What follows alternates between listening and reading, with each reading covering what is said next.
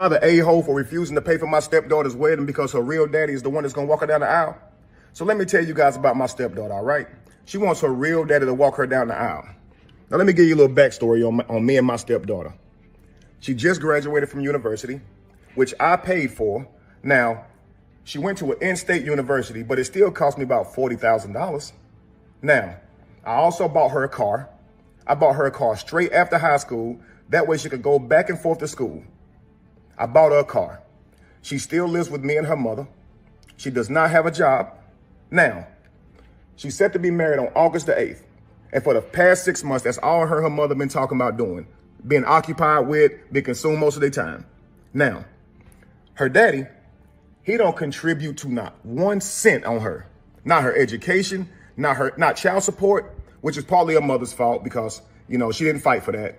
I guess that's just what the settlement was. And he only around to make promises. I do that for you, I do this for you, and then take off. And then she'd be heartbroken. But she adores her father, right? So, like I said, she's set to be married in August. And the wedding venue, I told them they could have it in my home.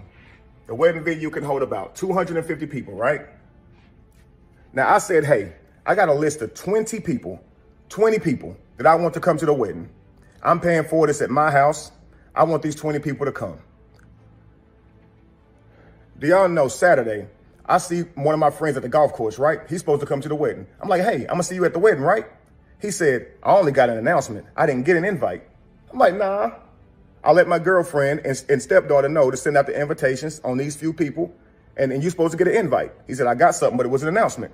So we walked to his car because I want to check, right? And sure enough, it was an announcement. So I went and talked to my girlfriend and said, did you invite those 20 people to the wedding that I told you about? Man, she didn't invite none of them. She said 250 people is a little tight, and I don't think we can get your 20 people in there. Man, I was pissed. And the people that were supposed to come, they pissed as well. Then she gonna say if any other people that we already invited don't RSVP, then we'll get some of your people in here. I'm like, what? Man, that's crazy, man. Don't even worry about it, man. I'll just be mad. All right? So now, the crazy part about it is, when I check the invitations, they don't even have my name on them. They have her real daddy and her on the invitation that I paid for. I paid for these invitations. How you got a real daddy on there, her mama on there? Cool. Couple days later, I'm hosting the venue at my house, hosting the wedding family at my house, okay? It's me, stepdaughter, girlfriend, groom, and their parents, right? Trying to help everybody get real acquainted. Then a surprise guest shows up, my stepdaughter's real daddy. And I'm like, you know what? Cool. He probably just coming to the wedding, right? But tell me why my stepdaughter proceeds to stand up and announce that her real daddy is giving her away at the wedding. What? You know what? I'm just going to go ahead and pause this real quick because there's a couple of things, right? So the answer to your question is, are you an asshole, for feeling some type of way or being upset? I guess what you said, like being upset, having some feelings about your your stepdaughter, who it appears you view as a daughter, not wanting you to walk her down the aisle.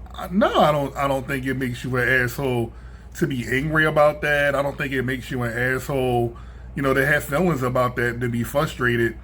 I think part of the issue lies in, bro, I think the issues is your expectations of the situation don't line up with the reality of what it really is. And I think, when it comes to those type of things, you shouldn't even have to ask. You shouldn't have to ask. And sometimes you need to do a relationship assessment.